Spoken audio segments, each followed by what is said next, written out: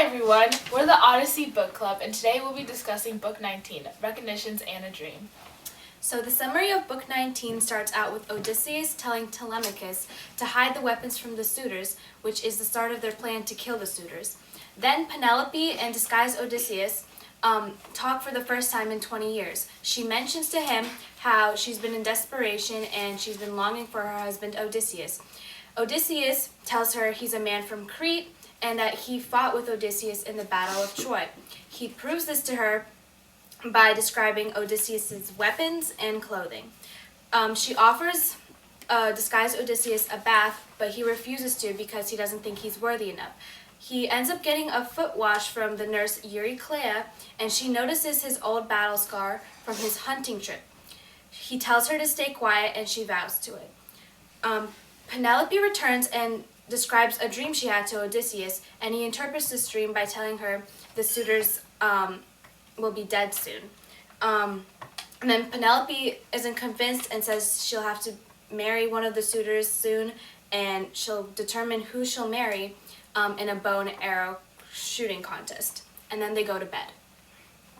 We all know Penelope offers Odysseus a bath, but why do you guys think that he specifically requested an older maid to bathe him? I think that an older maid, because Odysseus has been gone for 20 years, so maybe like a younger maid wouldn't have even been born when Odysseus left. So an older maid would be somebody who really knew his story and kind of was there from the beginning, and someone you could trust. Yeah.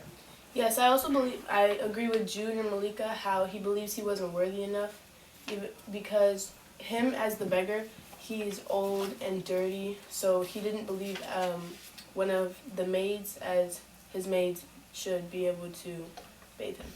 Right, and then just to add on to what Kylie said, Odysseus says that he only wants a maid to wash his feet if they're as old and wise and as him, and if they've experienced as much turmoil as he has in his life. Well, also, this maid happened to be Odysseus' nurse when he was younger, so maybe he just wanted to see her again.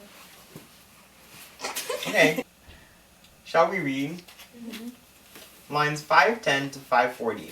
Before them, a great boar lay hid in the undergrowth in a green thicket proof against the wind, or sun's blaze, finds whoever in the kneeling sunlight, impervious to any rain, so dense that cover was heaped up with fallen leaves. Kylie, what does thicket mean? Well, green thicket proof means a dense group of bushes or trees. Oh, that makes sense. Now, do you know what impervious means? Impervious means not allowing fluid to pass through. That makes sense as well. Patter of hounds' feet, men's feet, woke the boar as they came up, and from his woody ambush with razor back bristling and raging eyes, he trotted and stood at bay. Odysseus, being on top of him, had the first shot, lunging to stick him, but the boar had already charged under the long spear. He hooked a slant with one white tusk and ripped out the flesh above the knee, but missed the bone. Kylie, what does a slant mean? It means at an angle or in swooping direction. Okay, I understand the sentence a bit more now. Odysseus' second thrust went home by luck, his bright spear passing through the shoulder joint, and the beast fell, moaning as his life pulsed away.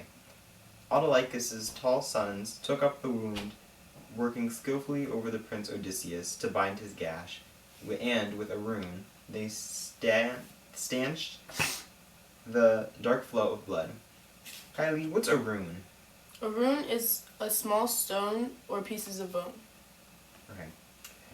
Then downhill swiftly, they all repaired to the father's house, and there tended him well, so they could soon send him with grandfather Autolycus' magnificent gifts, rejoicing over the sea to Ithaca. His father and the lady Anticalia welcomed him and wanted all the news of how he got his wound, so he spun out his tale, recalling how the boar's white tusk caught him when he was hunting on the Parnassus. So, why do you guys think Homer went into such detail when describing the boar and how Odysseus got his scar? Because he could have simply stated that, oh, Odysseus got a scar from a trip. But why do you think he went so deep into detail? I believe that it was a big part because that is how he got the scar from the boar. So they wanted to express the fight between him and how difficult it was, and to show how strong Odysseus was in the passage. So you mean to show like his characteristic as an epic hero? Well, adding on to what Kylie said, I think that the scar is a big detail in this passage, and just this little excerpt that Jude just read, it gives a lot of interesting background that is good for the reader to know. I agree.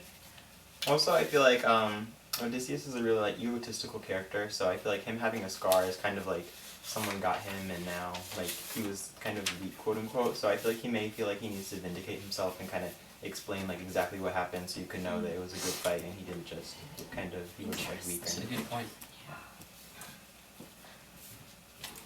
Let's move on. Malik already gave a brief summary of this book. Do you guys mind if I give a more in-depth summary of the action? Go ahead. Alright. So, like Malika said, Telemachus, by order of his father, tells the nurse Euryclea to shut the women in their quarters. And while she does this, Odysseus and Telemachus move the armor to the inner room. So like Malika said, this is kind of the beginning. This is the beginning of their fight against the suitors. And another important thing is that Athena is helping them throughout this, because as Telemachus and Odysseus move through the halls with the arms, Pallas Athena lights their path with a golden lamp.